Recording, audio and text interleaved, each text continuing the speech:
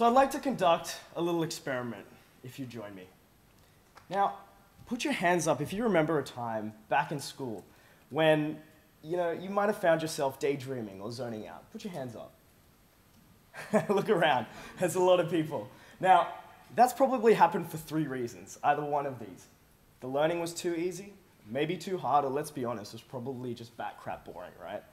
And what if, just imagine, if right at that moment, you got the exact learning you needed, when you needed it, and in a way that was really engaging and kind of addictive. That's what we do at MyEd. This is a couple snapshots of our product. At MyEd, we micro-personalize students' education. And we move schools and transform them from schools like this to this. This was actually taken by a school just yesterday, an hour before the practice pitch. What you're seeing, if you can hear the hive of activity, you can see every kid is fully engaged in their learning.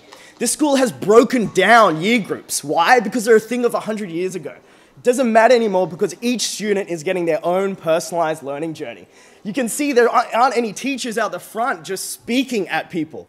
These are teachers roaming around because they get real-time data on exactly where each student's at. They're facilitators and mentors and entrepreneurs in the classroom and not just lecturers anymore. But you guys are all business leaders. You know what I mean? You want real change, real growth, and you want to see real facts, right? Over 15,000 students have spent over 80,000 hours learning highly engaged on MyEd. Guys, we're actually in beta. We've only launched our school enterprise product 3 months ago, and we're in over 15 schools in less than 6 months. We just found out yesterday that we're going to be rolling out to actually a whole region. So it's actually going to be rolling out to 50 next term. We've got over 100 schools on a waiting list. And it's not just schools that we're transforming and these students' education, we're transforming corporate and adult education as well. In our first year, the Australian federal government is using MyEd for change management with AFP, ASIO, University of Technology in Sydney and Anti-Slavery Australia using it for a huge public MOOC.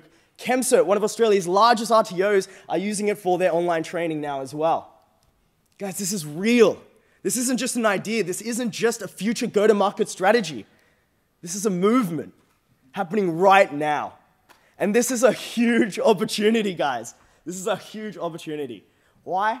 There are over 9,500 schools, over 3.5 million students in Australia. And that's not it. A perfect storm is brewing. There's public policy, political landscape. The Department of Education Australia has mandated by 2016, 2017, every student to have a device in their hands. Globally, if schools haven't already, they're putting a device in every student's hands. This is such a huge opportunity not to just have these as glorified word processors of education of old 200 years. This is an opportunity to put MyEd, software like MyEd, to redefine a student's learning experience, to personalize it, and to redefine a teacher's job and get rid of that, to make them not teachers and lecturers, but to make them entrepreneurs in the classroom. But there's challenges ahead. Scalability is an issue for us. As soon as we get access to a leadership team, we're in. It's easy. But getting that access is the difficult bit. And we're working on that, which I'll tell you a little bit about. The second is competition. We've gone head-to-head in trials with Moodle, Canvas, Schoolology, you name it, and we've come out every time on top. And what about the future? It's exciting. Now, I've got to run through this, but we're moving our revenue from 12 to 30K a month. The deals that we actually just made yesterday, looking like that's actually going to be increasing as well. I should change that slide. That's actually going to be 60 schools enterprise by end of this year. We've got Melbourne University doing a study with us. I didn't get to add this, Eric Mazur, Harvard, actually doing a study with us as well. We're meeting with, we're Alt School in San Francisco. They're doing a joint study across America as well with us as well to prove increased student engagement and outcomes. We're accessing the Asian markets, Sri Lanka, Singapore, and we're doing trials with distribution fire hoses to go into thousands of schools as we speak. And this is us. We're a rocket, and this is what I want to demonstrate to you guys. We're a rocket about to take off and launch a huge disruption in education. And this is my call to you. We need introductions. We need This is my phone number, this is my email. Come see me afterwards and let's chat about how we can disrupt education together.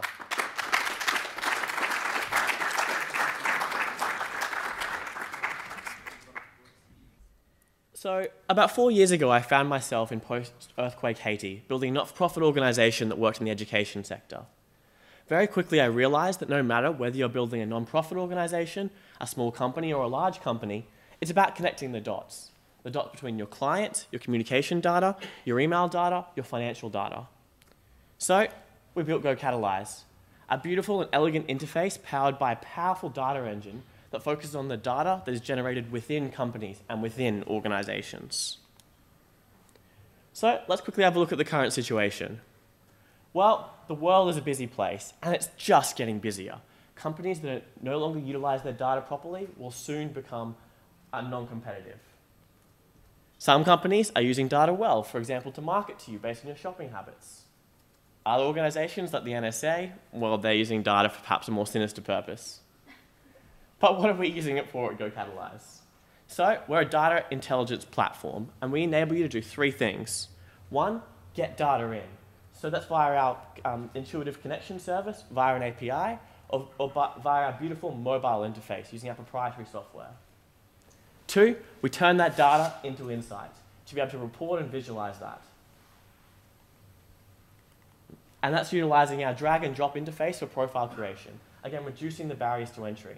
And this is registered intellectual property around the visualization, network theory, and context generation. Finally, we enable you to turn that data into action by a beautiful workflow interface, which means that even non-technical users can model out their own business workflows in a simple process. But let's dive into some applications, and these are real-world applications. So this is one of Australia's largest construction firms, and they were having a problem. They didn't know whether one of their new acquisition companies was communicating properly with their other divisions. So 1, we got data in, utilizing GoCatalyze, from their VoIP systems and their email accounts. 2, we visualize that using our network technology in this network visualization map. And then 3, we enabled alerts and processes to be built out by the managers for their workflow. Now, what did we find out? Well, 1, this is a graph like this would take months to build out, but we did in a matter of minutes in GoCatalyze. But 2 is that the new acquisition of Construction Queensland actually wasn't talking to the rest of the organisation, and we could prove that. Additionally, we found out there were influencers in the company that were very low down the organisation chart, but actually everyone went to them for advice. So it allowed the managers to really get to know their company in a lot more detail. Each one of these dots is actually a person in the company, and they've got a profile automatically generated in the system, which has a look at their communication networks and how they're interacting. But what about the social sector? So that not-for-profit I discussed earlier, well, we integrated with our social media accounts, our Dropbox for our file storage, and then our financial packages for our donor data. And this is a real story. We're at a school, we're taking photos as part of our reporting system, we completed our surveys, uploaded those straight into Dropbox, and then automatically they were tweeted out to the particular donors that had supported that personalised school, creating a very personal experience. So, our donations the next weeks went through the roof. Now, how about the legal industry? Now, I'm a reformed lawyer or law student here today, now in the tech industry. So, I was a law clerk once, trawling through all those cases, very manual process of finding out which legal principle is the most effective one. Well, we integrated GoCatalyze with the court reporting system. So now a lawyer or a legal clerk can easily query a case or a principle of law, say immigration law, now visualize that on a map, and they can automatically see which cases are the most influential cases and trace that through visually. And we've found this reduces time by hours in barristers' chambers. And this is happening right now. I was there last week. So, our execution and go-to-market. We're SaaS-based, and we've got multiple vectors into a company. An individual can go in using it for their own personal records, or a department, or an entire organisation. And then we expand horizontally to cover the whole organisation, like within the construction firm. So it's a grassroots approach, like Yammer or Dropbox. And we're already making it happen. We're in the education sector, the SME industry, the financial services industry. 9 months in the market, we have 1 provisional patent application. We've been seeing an increase in data, 300% per week stored in the system. And we've been cash flow positive since day 1. We've gone to 0 to 400 paying users We've got 6 employees now, as well as the 4 founders, and it's all been organic, no investment. We're focusing on the SME and financial services industry, and we've got our first UK, US customers, and we're pushing out into that market through strategic partnerships like the United Nations and local resellers. Thank you.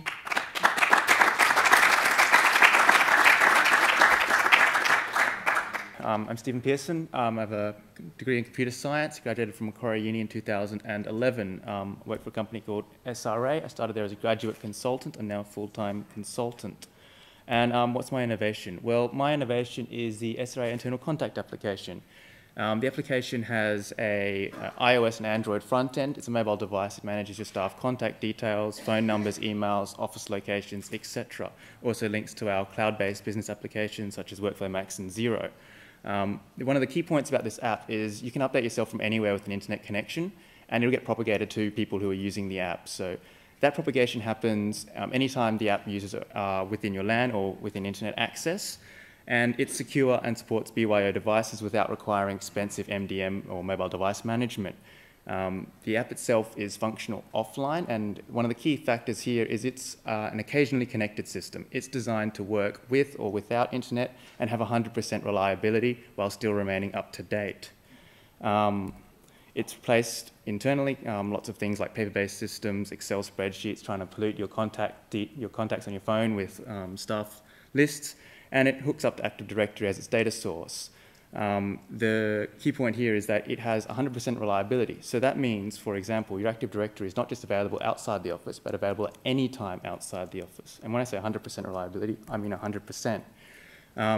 In the NT, where I'm from, a few months ago, we had a massive power failure. 120,000 people lost power for over 13 hours. And this basically shut everything down. Our regional manager needed to contact our staff. Had mobile phone access, no internet, no computers, no traffic lights, so even driving was dangerous, and this happened while people were at home. So the use case here for the app was the manager was able to access via the app SMSs to the entire staff and get timely notifications out before people started heading off to work. So what does this mean in terms of, okay, yeah, sure, power failures are a rare occurrence, but when else would you use this? Well, for example, take the recent flight changes and regulations. You can take your iPad onto a flight, but you have to switch it off to flight mode. So do you really want to lose everything that is available to you just because you fit it onto flight mode? You have your iPad there, it's on, but you can't use it. Well, we have occasionally connected data, so yes, it still works. It works when you're on the plane. You can type your emails, do whatever you like, get off the land, switch off flight mode, send your emails, away you go. Where we're at the moment is this began in the NT office. I developed it internally, and it was demand-driven expansion into all other offices in SRA. They wanted to use it so much that it expanded quickly. The point being, we can customize it very quickly to any sort of use case that we want. We can adapt data sources as well, so it's not just limited to Active Directory feeding data in. You could send critical documents such as our disaster recovery plan through the app and getting that out to all of your staff in a timely manner in a way that's updatable, secure, and doesn't expose your internal stuff to external third parties or require large amounts of managing third-party devices such as enterprise systems that you have to install and incur a management cost. And that management cost we generally find exceeds the opportunity cost of what you're trying to achieve with the app. We've demonstrated this already to businesses, so there's already strong interest recorded, but at the moment we're at the step of trying to productize this and get it out. So we're using it heavily internally, and it's expanded to all of our internal offices. But the next steps are things like marketing. It's currently called the SRA app. That's probably not a great name. We want to name it, we want to brand it, we want to get it out there. We want to have people using this. We want to be able to have it on their devices and filtered by their work units. We can then give it to them, maybe even for free, and then we can say, hey, you've got your app. Are there any other data sources you want aside from Active Directory? Well, come talk to us. We'll expand it for you, integrate it with your businesses, get your documents, your data on your devices, and it'll work occasionally connected in a secure way without exposing it to any outside situations. And we've got a lot of interest in that so far.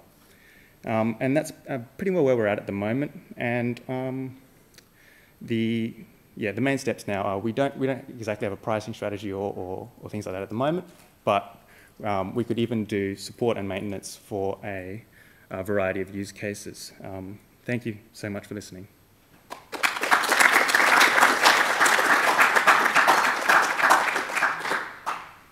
All right, hello everyone. My name's Grant, and this is my pitch for Real-Time Mine.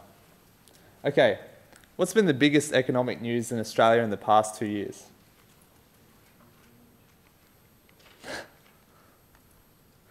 The end of the mining boom. Recent drops in commodity prices have seen companies change their focus towards efficiencies rather than outright production. In open cut mining, this means focusing on how effectively you're using your machines. This aspect of mining operations is called production management. Currently, there is two main ways of keeping track of mining equipment. The first is a paper-based system. This uses truck drivers to fill out loads as they complete their shift. At the end of their shift, they hand in their paperwork and somebody in the office tallies up all the loads and enters this into a spreadsheet. While this is essentially free, it provides no real-time information for management. The other option is a radio telemetry system. This uses a system of computers and radios to relay data directly from trucks' computers to dispatch officers at the mine site. These can be used to monitor everything from payload to production rate to maintenance of the equipment, and they can be used to organise the traffic movements in large mines. Okay, so what is real-time mining? It's a mobile phone application used to relay this data around the mine site. In each truck, there'll be a smartphone mounted to the dash. This is connected to the onboard computer, either via Bluetooth or a direct cable. Inside the computer, the computer of the truck monitors the payload in the back of the tray by using gas strut pressures. When the truck's being loaded, this will pair to a tablet inside the excavator, which will allow the operator to see the payload as they're loading and keep it within the productive range for each piece of mining equipment. This data can also be transferred to supervisors on site who are able to keep track of production rates of each equipment, compare performance and be able to diagnose problems and keep things working effectively.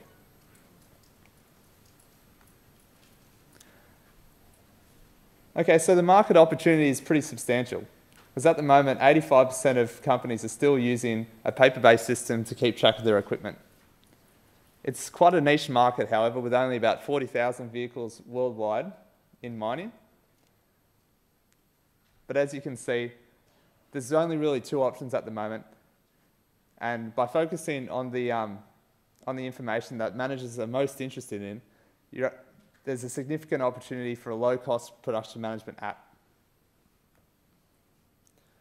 To bring this product to market, I'll have to be partnering with a software developer and possibly a mining operator to be able to test and implement on mine site. The first stage will involve developing a prototype which will prove the concept of a Wi-Fi communication network for data transfer at a mine. Once this is proven, then I'll find a partner to be able to test this at a mine site and develop the interface between a mining truck and the app itself. Then it's a matter of distributing the app through mining services companies worldwide. Thank you.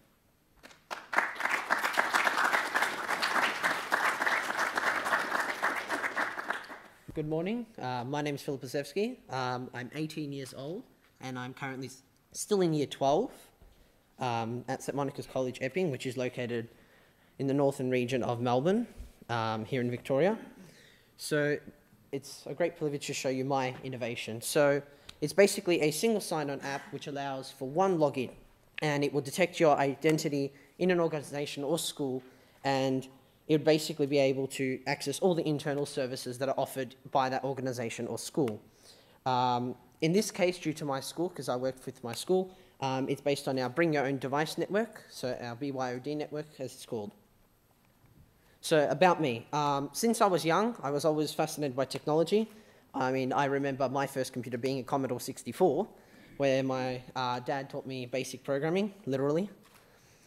So the single sign-on app, it's based off my school's BYOD program, The computers provided by our school were already set up for the services that our school already had. But obviously the devices that were being brought in were not set up. That was the problem. So the single sign-on app solves this. The point is that the single sign-on app will be able to show basically all the internal services that the organization or school has, and basically everyone would have access to the same thing, whether they have the school-provided computers or their own devices. So the single sign-on app is made for everyone. It's made for students, so students can access all their student portals, their own emails, and all the custom services that our school provides.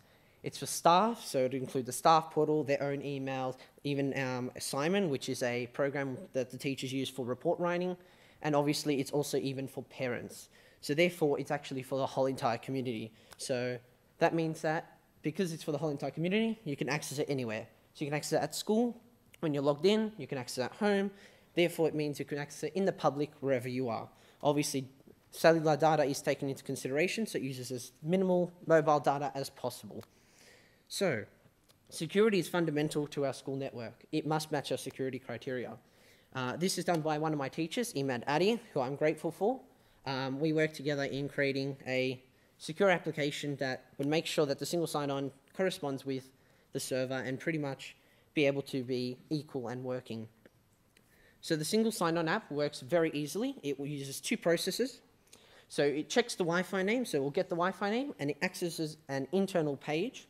So this is the checks connection process. So this happens every time the application is opened, no matter how it is. If you're opening it fresh, if you're opening from the background, it will check to make sure it's secure, which means that, therefore, if both can be accessed, it will let you into the network and you've got access to the internal services.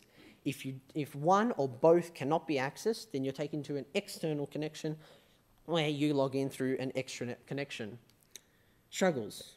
They will be there, obviously. So my biggest struggles in production, pretty much I've created only a prototype at the moment, but obviously year 12, I have my dedication to studies. I still have to finish my high school, and that's something very important. Also, my school is the biggest co-education school in Victoria. I have over 1,800 students, over 300 staff, and that means over 3,600 parents, which obviously meant that the application had to be scalable, had to be reliable, and had to be secure. And through that, that also means that the application is also suitable for other organizations and schools to be able to use with very minimal work in changing. So my prototype at the moment, that's all I have at the moment. I only have a prototype made.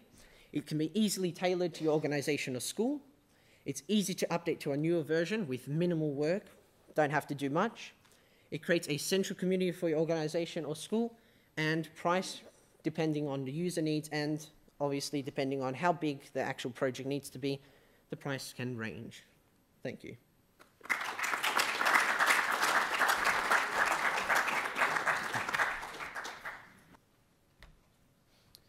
Hey, I'm Brandon, the 20-year-old co-founder and director of Crazy Dog Apps. As the name suggests, we make apps for iPhone and Android. In the 4 years of being in business, I'm 20 years old, co-founded the company at 16. I've been really fortunate to have made 4 apps that have been in the top 100 on the App Store, with the 5th being downloaded and endorsed by Prince William and the Australian Federal Police. Now, I've also been lucky to be featured on some media outlets you might have heard of, but that's enough bragging for today. Now, 4 years ago, when I co-founded my company at 16, I had a dream to turn over 30 of my app ideas into apps. I was quoted over $70,000 just to turn one of my ideas into an app. So it's obviously I can't hire a local app company to do it. So what I did is I co-founded Crazy Dog Apps with a family friend, and he'd been in IT for about 30 years of his life, so at least I thought he knew what he was doing, and luckily he did. Now, put your hand up if you've lost your car in a car park. Hands up. And for those of you who don't have your hands up, you just don't want to admit it. Now, as we all know, losing your car in a car park, it really sucks. It's frustrating, and it's pretty much just pointless. It's just wasting time. Now, at the same time, did you know that in New South Wales alone, we receive over $20,000 worth of parking fines? Now, I don't know about you, but me personally, I want that money in my pocket and your pocket, not the pockets of the government. No offense if anyone here is from the government. Now, so what do we do about all these parking fines and the time that we waste trying to find our car? Well, for me, I think it's quite simple. We just make an app that remembers where we parked our car and also has a timer that will tell you when your parking's about to expire. That's what I've done. I created iParked here. Now, how does it work? Let me show you. Really, really simple. All you do is you slide the wheels on the left side to the color, the level, and the space number of exactly where you parked, and you tap the lock button at the top left. Now, if for example, there's 3 hours free parking, simply tap the gear button on the left screen, and then that brings up the timer settings page over there, and you can just adjust the timer accordingly. Now, there's no secret that there's lots of other parking apps available on the App Store and Google Play Store. That being said, virtually all of them are for outdoor parking only. They use GPS, they've got a map, but that's absolutely useless when it comes to big shopping centres, multi-level car parks, and that's where most people lose their cars. Now, it seems like there's other people that have the same issue as me. iParked Here's hit number 8 on the entire Australian App Store. It's received tens of thousands of downloads from over 85 different countries.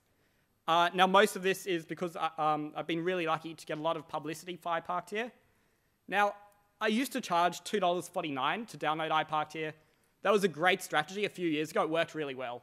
But nowadays, people are not paying for apps up front. So 3 or 4 weeks ago, I made iParked Here completely free to download. And as of 3-4 weeks ago, I'm not making money off iParked Here. Now, if I am fortunate enough to win, I'll be able to completely revamp the monetization and distribution strategy of iParked Here. This is how I will do it. I will approach various car parks. I will install QR codes on the pillars in the car parks. You'll be able to open up iParked Here, scan the QR code, and it'll automatically adjust those wheels for you. So the lazy people like me don't even need to do that. Now, what's in it for the car parks? Now, they want people in and out of car parks as soon as possible, so it simply makes sense for them to come on board with an idea like this. But what we could also do is implement ads for that specific car park or shopping centre. You could scan that code. If it's, say, Westfields, it could put either like a Westfields banner inside the app as an ad, or it could have, for example, a discount voucher for a specific shop at that Westfields, at that shopping centre. Now, now that's our distribution strategy. Now, to monetize off that, what we would do is we would have a purchase from within the app to simply remove the ads, and we would get that money. Now, what really drives me to do what I do is knowing that there's over 100,000 people around the world that have used what I've created, and they get value out of it. And that means a lot to me. Thank you.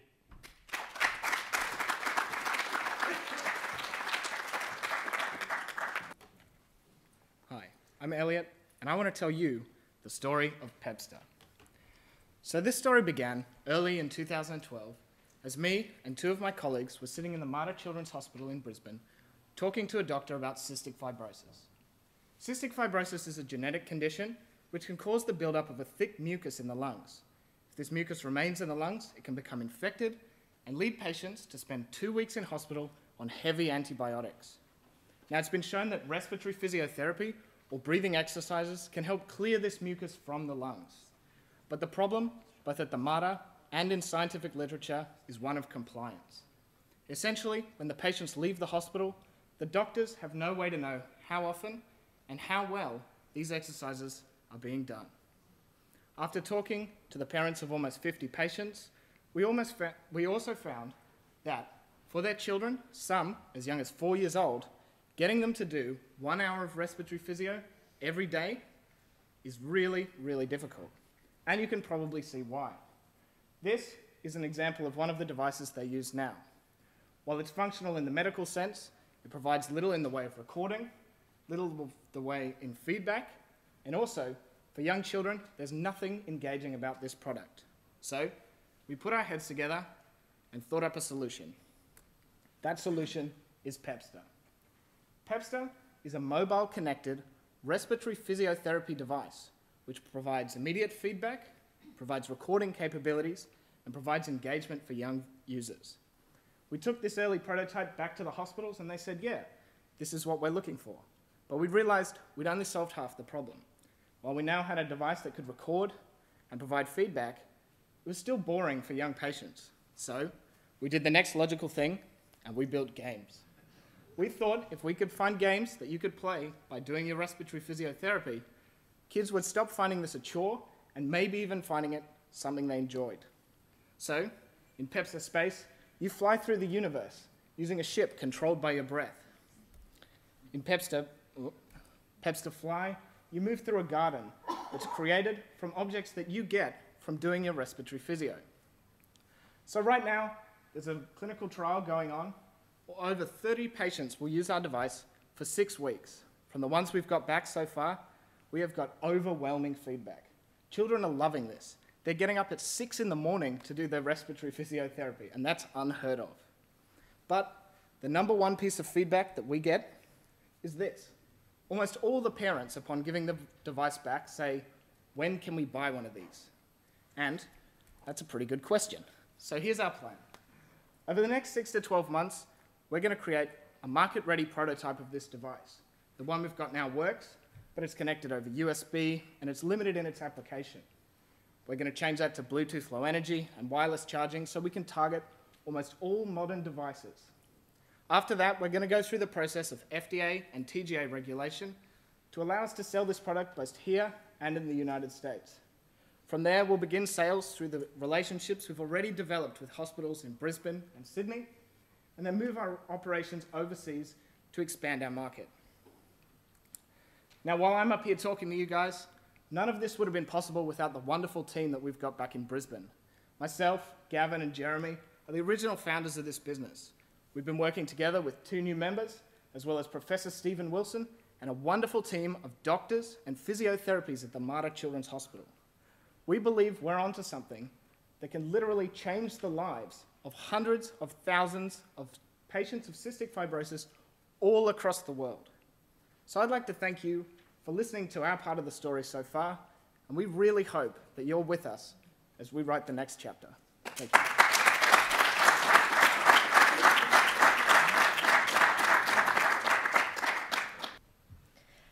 Do you remember what it was like traveling in a foreign city before GPS? The stress and wasted time getting lost? Today, we take it for granted GPS will get us to our destination on time. We take comfort from that technology and we rely on it. Well, what GPS has done for car drivers, I have done for horse riders. I can help people around the world improve their performance and become safer, more confident, and more successful in the sport they love. I've been competing in the sport of eventing since I was 13 years old. Eventing is a triathlon for horse and rider, and in the cross-country phase involves galloping over 3 to 7 kilometres over fixed obstacles like banks, water, and ditches. So, why did I create the cross-country app? Well, I put my trust in a 500-kilo animal and pelt across the countryside over jumps that don't fall down. While the adrenaline is the reason I love this sport, the thought that a small error on my part could end up like this in a split second makes me so nervous I want to throw up. So, to be safe, you have to know your course. So riders walk it multiple times, once, twice, maybe even 6 times if they're at the Olympic Games. And previously, riders calculated their minute markers and they walked the course, they measured the course with a measuring wheel and calculated their minute markers on scraps of paper. When you walk the course, you have to take in a huge number of factors like speed, terrain, and type of jump. The fantastic thing about cross-country app is it collates every aspect of the course in one easy and convenient to use place. Using GPS, it creates a virtual course map, which is interactive, and you can add photos, videos, and voice comments too.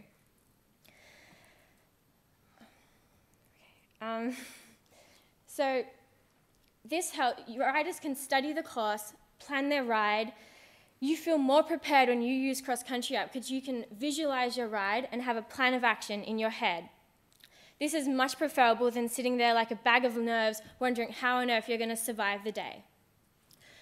It also allows you to take a virtual coursework for the course, which can save you hours. You don't have to trudge around that 7-kilometre course for hours on end. cross-country app was used by 3 teams at the London Olympic Games. These riders, who can lose a medal over being 1 second over the optimum time, relied on cross-country app for their minute markers and their preparation, because our formulas and our extensive testing has made the app so accurate and so reliable. There is only one other app on the market that does the same thing that we do, but our app is far superior in both its graphics and its user interface. We have made it super intuitive to use. So that is why I can name 12 Olympians who use our app, but none who use the other app. There is massive potential here as well. The app has been downloaded over 15,000 times, and it's only on Apple devices. We're yet to expand it to Android and web-based devices. In the UK, you can see courses were walked over 94,000 times in 1 year. We have the potential to have a continued revenue stream by selling individual courses within the app, by enabling. We recently launched this, so we can add coaches' commentary, so riders can take a virtual guided tour of the course for just $5, which is perfect for riders who are nervous. So, I want to take cross-country app from a preparation tool to a post-performance analysis tool and training aid. I want to link it up with wearable technologies such as heart rate monitors for horse and human, and head cams. This will allow riders to analyze their performance and find areas of improvement. One of the reasons I'm so excited to be standing here today is the potential it could open up with linking with technology companies such as heads-up displays and augmented reality. I want to use this technology to go even further in helping athletes improve their performance and cross that finish line with a smile on their face, knowing they've achieved their sporting goals. Thank you.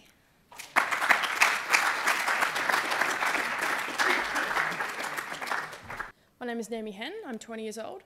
I'm the co-founder of Tap In, and I was Young Australian of the Year finalist for Western Australia. By show of hands here, how many people have been to a networking function before? Okay, cool. So for those who didn't raise your hands, I'm here to tell you today that you're networking here today, you network all the time, and you network more than you realise. Last year I was in San Francisco at the end of my 3-month stay, and I was at a family sundowner, and I was speaking to the VP of Microsoft, and he said, Naomi, what's your biggest lesson that you've learned from this trip? And I said, I think I figured it out.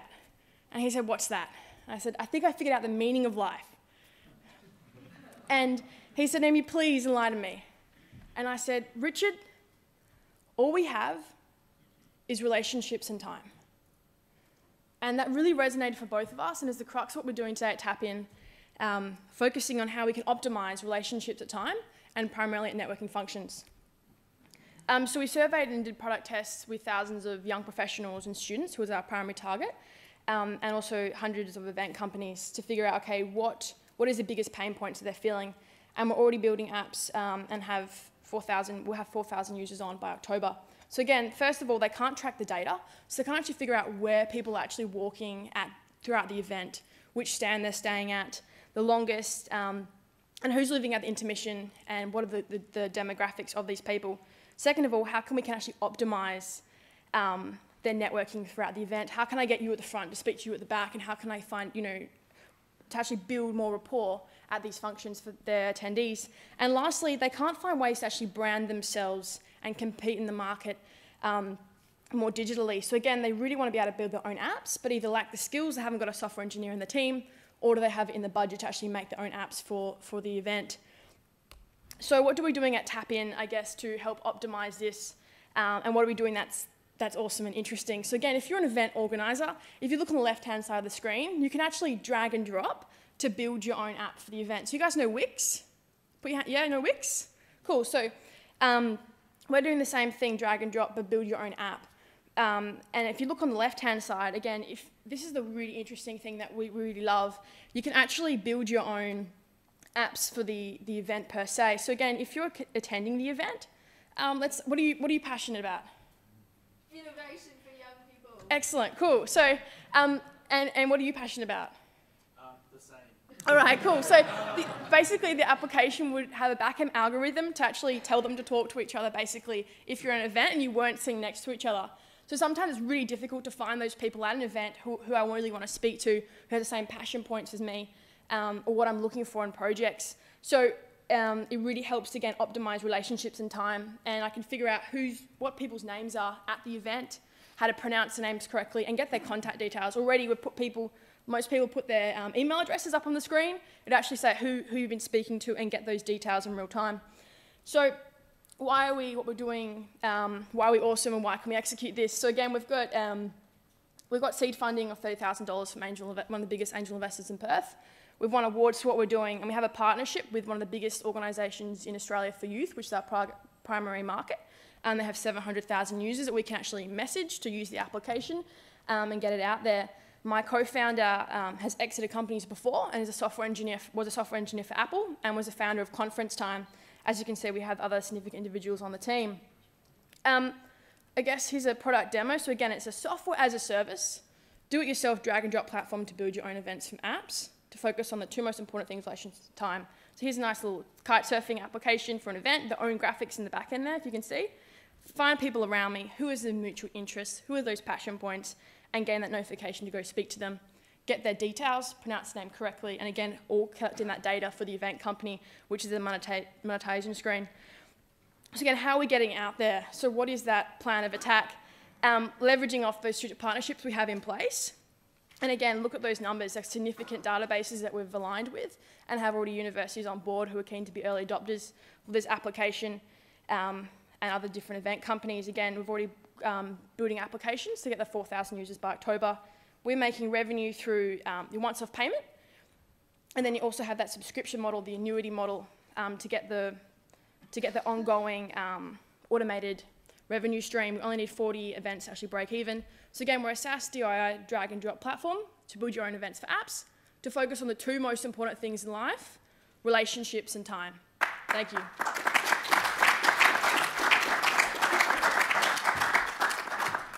Alright, hi guys, my name is Taj Pavari. I'm a 14-year-old entrepreneur studying grade 10 in Brisbane. Now, could you put your hands up if you've ever played with Lego when you were a kid? Look, that just shows it. Look, when I was young, I loved Lego. The elements of pleasure, satisfaction, and enjoyment I got was amazing. So, in the modern day, young children like me, the novelty and the satisfaction of creating something big from something small wore off, and we children began to gather more pleasure from interacting with technology in a somewhat useless manner. Now, something really had to change. Something that had the cool factor of Lego and the swag factor of technology was my criteria. After extensively searching the market for such a product, I found nothing that tied these elements together in an exciting manner. This was a problem for not just me, but for many children around the world wanting to connect with technology in an interactive manner. There was only one option. I had to develop my own. Now, I understood the importance of being technologically competent at a very young age, and I also know technology used in the right way can provide a high-quality education for children. So, look, today I'd like to introduce you to something. It's what we like to call the Imagine Tech Tablet Kit, the first ever kit that lets the children of today interact and connect with technology in an interactive, fun manner. Let me give you a quick overview. What this kit does is truly extraordinary.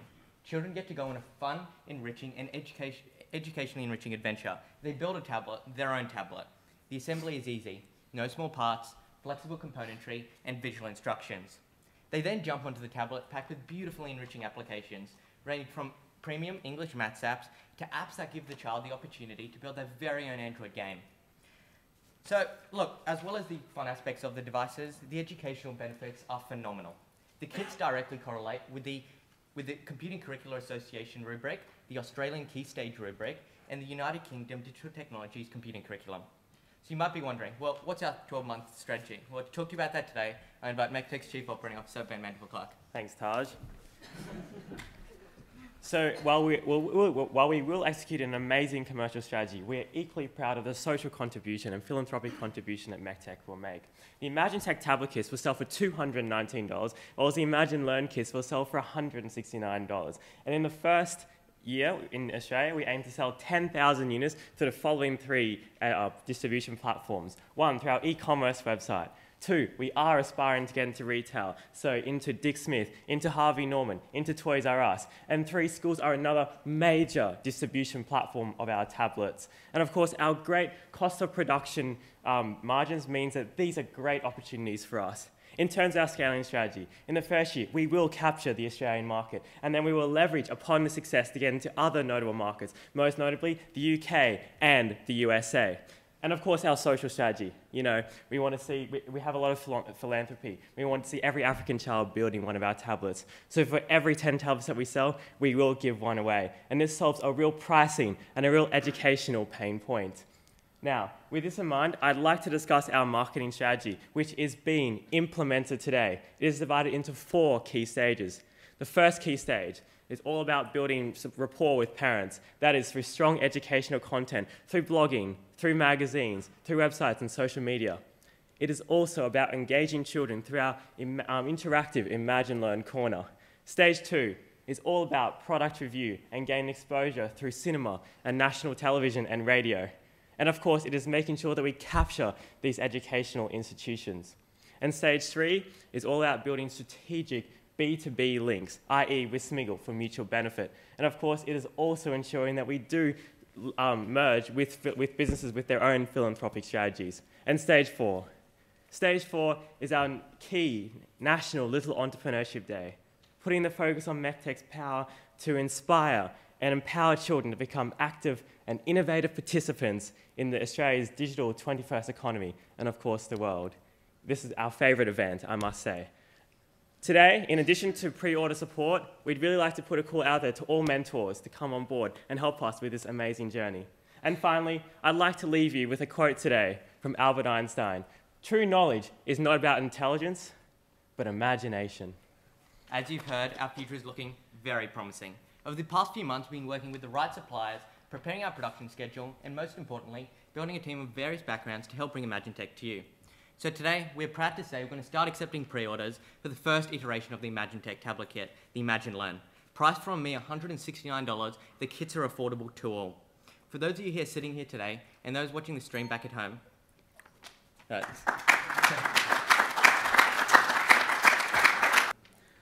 So, hi, I'm Alex Sharp, and I'm here to talk to you about the Orion VM Cloud Platform.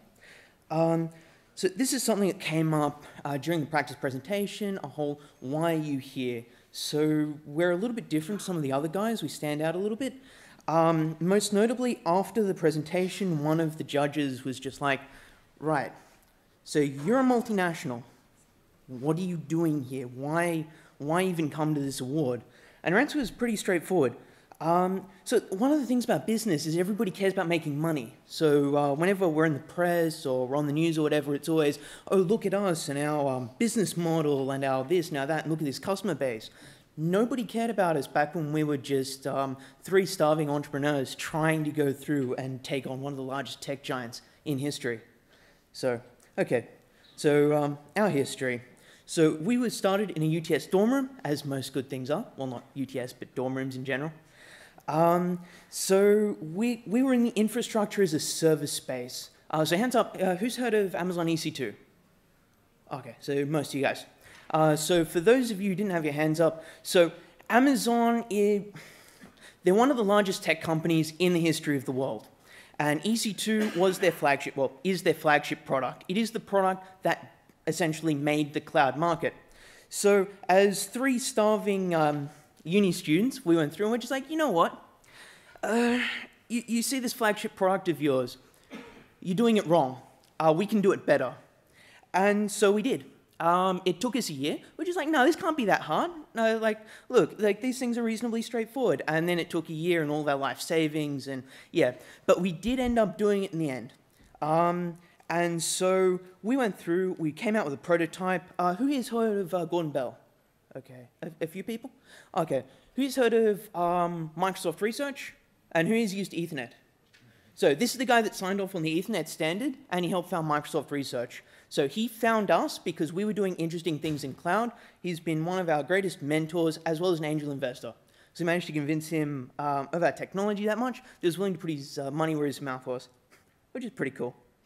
So in short, So we just came at cloud a completely different way. We used a supercomputer-inspired architecture, which allowed us to be both faster and cheaper than everybody else, whilst also having additional features that other people didn't have. And when I say faster, we were third-party benchmarked as the fastest cloud in the world when we were released. So how do we execute? See, the downside of being starving uni students is you don't have any money and no one cares about you at all. Like, you could go and die in a ditch and just no one would care. So we managed to wrangle together, so we started with $6,000. So with that, we essentially went to MSY, and between that and essentially fixing people's computers and internet and whatever for pocket money to go and buy server parts, we managed to scrounge our way into half a rack in a dodgy DC. We then started selling that to startups who we could essentially personally guilt trip into buying from us. And then we worked up the enterprise ladder. And so we kept working up until we got AAPT. So we run AAPT's public cloud. And then we flipped over, because we've always wanted to do wholesale cloud. The nice thing about wholesale cloud is it's all about the cloud, and it's not really about the people. So you're not dealing with tech support or anything like that. We can just focus on making a superior product. And we did. So fast facts, we're the largest wholesale infrastructure as a service provider in Australia. We just won an American Business Award, and we're multinational. We started a San Francisco office earlier on in the year. Yeah, I think that's everything on that side. So yeah, roughly everyone uses Orion VM. No one knows about us. Well, a few people know. Who has heard about us? Who knows? Okay, so some people know about us. Everyone uses us. Some of these names you'd recognize. Most of these guys, you would recognize the guys they power. So for example, you wouldn't have heard of Fastly, but who has heard of Twitter? So if you're using Twitter in Australia, that's going to us. If you're doing twitch.tv, it's going to us. Every D-Link device in Australia and New Zealand goes to us. AAPT's public cloud, New South Wales government's private cloud. That all ends up on us. So yeah, as well as like the Vodafone mobile store and a whole bunch of other guys. So we do everything from mining to geospatial to pharmaceutical research. So I'd just like to say thank you. But there's a much more important thing I like to say, which is that everybody is going to, when you try and do something amazing, people will say you can't do it. Everybody will just be so nasty to you, but you can do it, and you should try. Thank you very much.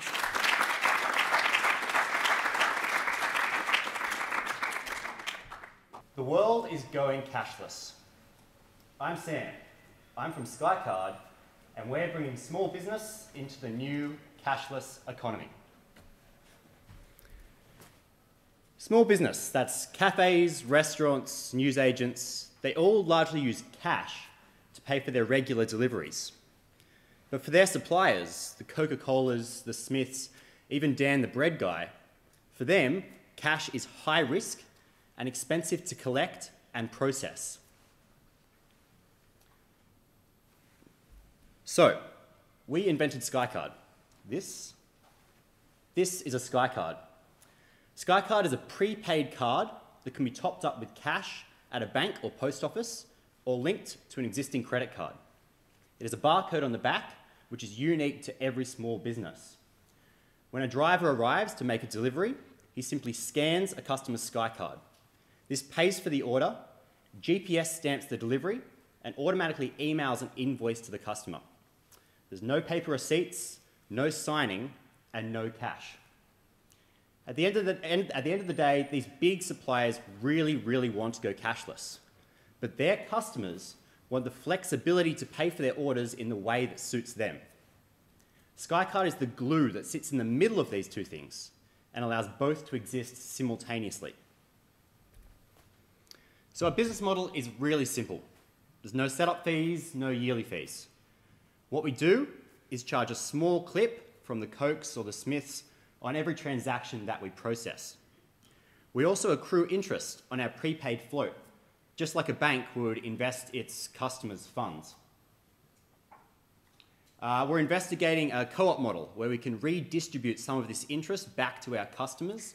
For example, we might take 50% of the interest we accrue and proportionally redistribute it as an end-of-year bonus back to our customers. This is great for them, as now, instead of being on a 30-day account, they can now make money off their orders weeks before they even dispatch them. So there's a huge opportunity here. Tens of thousands of these transactions happen in Australia every day. And the small businesses we've surveyed tell us that they'll store between $10,000 and $20,000 on their Sky Card at any point in time. That's a lot of interest. Sky Card scales globally, especially to countries with growing economies where cash on delivery is especially prevalent. And we can start with one supplier and their customers. But what we're building is a network of businesses that all want to pay each other. And we're the layer that sits in the middle that makes that happen. So we've just completed an 8-week trial with Coca-Cola Amatil. This was a huge milestone. We put Sky Card in the hands of 15 of their customers and processed $53,000 worth of orders. We validated that Sky Card makes sense for these small businesses, many of which aren't tech savvy. And we validated that we can save 1 hour per delivery driver per day that they would otherwise spend collecting and counting cash. We're working on a second trial with Coca-Cola at the moment and starting conversations with other suppliers. So we found a massive market with a problem at the core of their business. We've developed an elegant solution that makes sense for everyone involved. I'm Sam, I'm from Sky Card, and we're bringing small businesses into the new cashless economy. Thank you.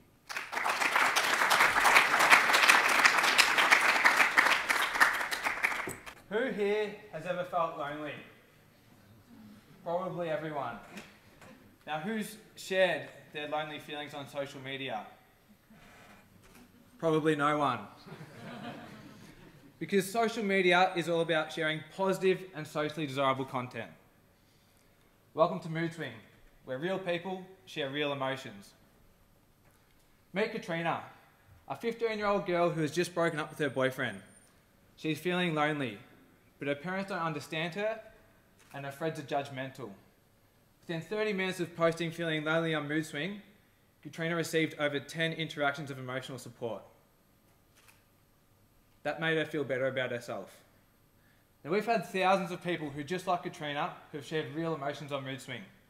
Emotions that they're uncomfortable sharing anywhere else. The problem is, social networks aren't real anymore.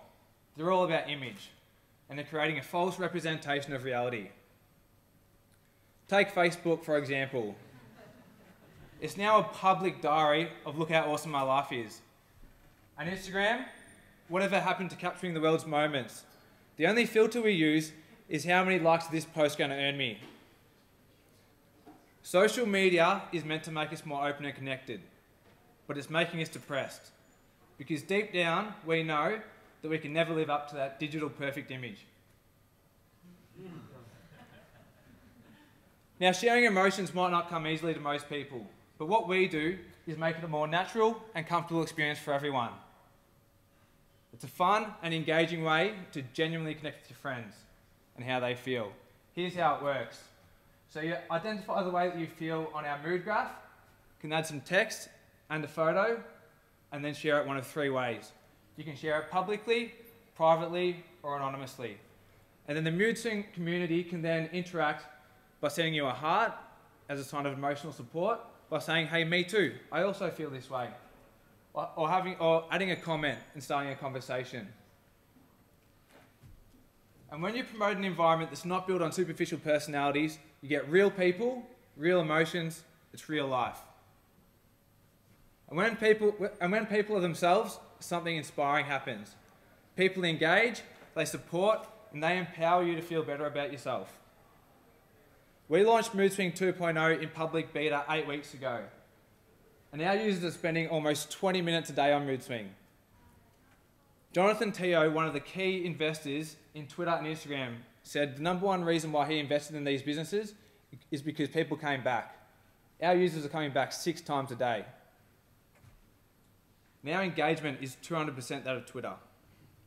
And when it comes to measuring product market fit, we're almost quadrupling what's considered good for 30-day retention. Ladies and gentlemen, that's 4 times stickier than good. Social networks solve the most basic problems. Twitter lets the world share their opinion. Instagram lets the world share their photos. And MoodSwing lets the world share their emotions. Now you're probably wondering about how we make money. We're a largely data-driven business. We've had over 250,000 moods posted from 50,000 people.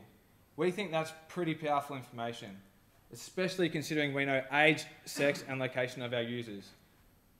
So in terms of commercialising our data, we can either create probably the most powerful platform for advertising in the world because we know how people feel, or we can sell off that data. Our team's been working together for over 12 months, and we're changing the world one mood at a time. Brad's our lead engineer, Chris, my CTO, he's all about product, and I'm Jake. I've been doing startups for over 10 years. A little bit older than Taj though. And this year I was named one of Australia's Young Innovators of the Year. And despite not being a mental health app, one of our key advisors has a PhD in psychology. At MoodSwing, we believe that emotional expression, no matter positive or negative, makes you feel better about yourself. And we're changing the world. Ooh, sorry about that. We've got 3 key goals for the next 12 months. We want to extend our team to 5 by hiring a data scientist and a community manager. We want to build key partnerships to help us accelerate user acquisition. We want to work towards 1 million users. As I just mentioned, we believe that emotional expression is better than, no matter positive or negative, is better than habitual suppression. And our mission is to make the world more open about how we truly feel. Once again, I'm Jake. Come and have a chat with me. Hi, my name's Roger, co-founder of Matrix AI. Imagine the world 10 years from now. As you drive into the airport, your car notifies you of a problem in the transmission. It shows you exactly what the problem is and shows you how it's going to affect the car performance and when you need to replace it. The system is connected to your calendar, which schedules an appointment with your local garage and predicts the price of your car and cost of your repair. As you're getting annoyed by this, your doctor receives a notification about your increased blood pressure levels and prescribes anti-hypertensive. What? It describes anti-hypertensive drugs. And this system is connected to your local pharmacy, in which a system realizes that those drugs have run out and sends an order to its suppliers to resupply the shelves. This is not magic. It's a thing called the Internet of Things, which is powered by a distributed cloud and where embedded devices, mobile phones, and radios interact as a mesh of communicating services. This is a cloud where the physical has merged with the digital. This is a cloud where high availability and high scalability are integral features to the apps of the future and not an afterthought. In this future, the cloud is the Internet of Things, and the Internet of Things is the cloud. But there's a problem. The reason we can't have that today is because our tools that we use in order to orchestrate distributed infrastructure are not self-adapting, self-optimizing, or self-healing. The future's cloud will not scale with the manual intervention, with today's manual intervention and semi-automated administration scripts. Our solution is called the Matrix.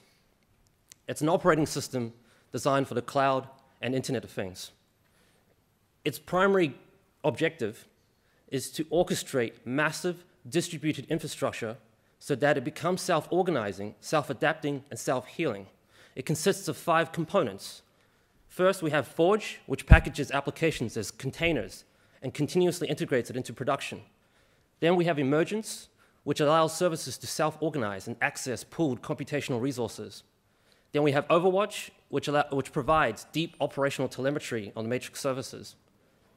Then we have Adaptation, which extracts machine-learned recommendations used to optimize infrastructural configuration.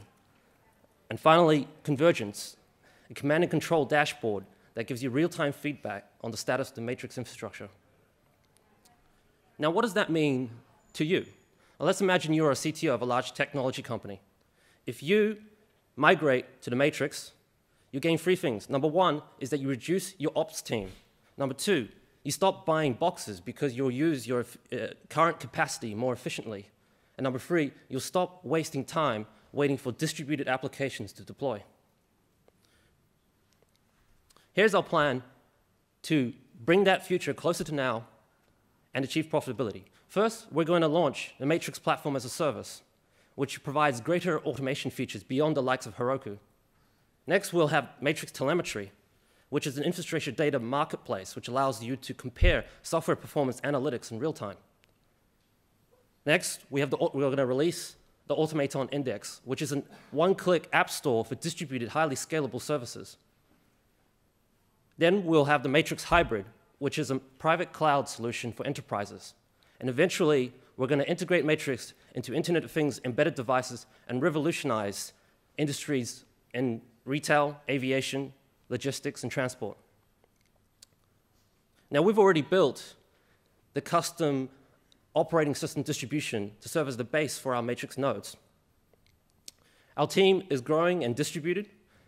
I'm Roger. I've been developing software since I was 12. I'm Manohar, who's a software engineer with 14 years of experience. Rajat, who's a recently joined network engineer. And our advisors include Carlo, who's a solution architect from the Cloudera big data company, and Wilson, who's a PhD in applied math at the University of Cambridge, helping us with the mathematical principles of Matrix. Thank you, and we hope that you'll join us in our journey.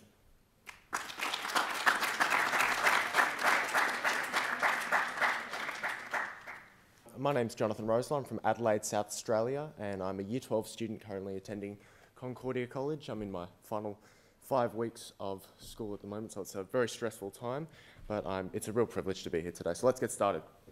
So I'd like to just give you a bit of an idea of what my innovation is. First off, who here remembers the school newsletter, the humble school newsletter? It's a fantastic way for getting information out to students and parents and the wider community. But I think what is needed here is a way to get that information to those people, especially the students we're trying to focus on, in a way that is informative, but it's also entertaining. Because let's face it, in a world where Facebook exists and Twitter and all the social networks I'm not going to name, how can the humble newsletter actually compete with what we already have? So news is breaking constantly, and we need a way to actually get that information to students, teachers, and the wider community. And students are being subjected to so much more information than ever now. So I mean, think 20 years ago compared to now, the internet, key example. So students are getting subjected to so much information, they're literally blocking it out. How do they know what to take in and what to block out? So what's needed is something that all parties will actually be able to utilise. That's parents, teachers, community, and most of all, the students. It's got to be something that doesn't break the budget. It's something that students also can get involved in. So we're really trying to get all the different angles and all the different groups involved in this project. So who's here's heard of iTunes? We all know what it is. Inside iTunes, there is an application called radio stations, and basically it lets you select from a group of radio stations, about 2,000 of them, that you can choose what you want to tune into. What we're proposing is a way to actually get students involved in not only presenting that information, but also hearing that information so we're channeling the information to the community via radio. And so this is Concordia Radio, our school's radio station, which has been running now for 3 years. It's a school-based radio station, and one of the key things, it's network-based. So without even lifting a finger, it's already on. We can already deploy it in an existing environment, such as a network. It's an affordable solution. We had no money for this project at all. We just had the resources that we had. So we use open source and freeware. It really is a philanthropic venture for myself personally. There's a small group of us at the school that are actually doing this as part of our own time. It's a labour of love for us. It engages students and teachers because students are literally making the content for other students, and teachers are doing that as part of their teaching of the students for key subjects. It's basically very similar to traditional radio. It's studio setup. Students can use existing school desktop computers and laptops to actually access this. So I can grab my laptop and I can actually just tune in via a link on our school's intranet system. Your business would have one as well, or something very similar. So now I'd like to show you a quick video, and it should work. This gives you a bit of an idea. Good morning, Concordia. This is Concordia Radio.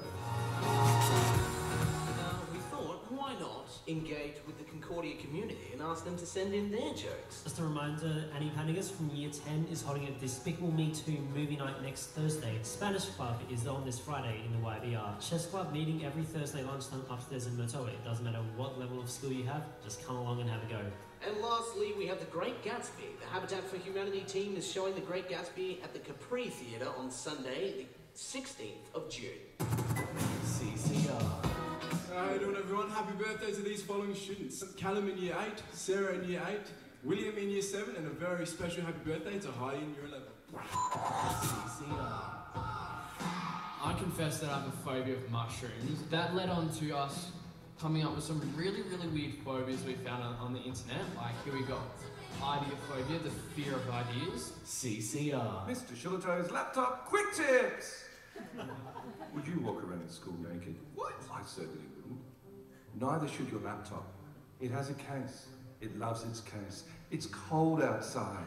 Put it in a case. Happy laptop. Happy IT department. Your life is better. This is just one example of how we worked 100% with a teacher and actually got a result that was not only informative, but it was also entertaining for the students. So they take in the information. We made about 15 of these in total, and it's just one of the examples we have. So thank you very much. I'm doing this as a labour of love, not as a business plan. I'm not here to give you business statistics, but really the possibilities with this are endless, and it's a real pleasure to be here. Thanks very much.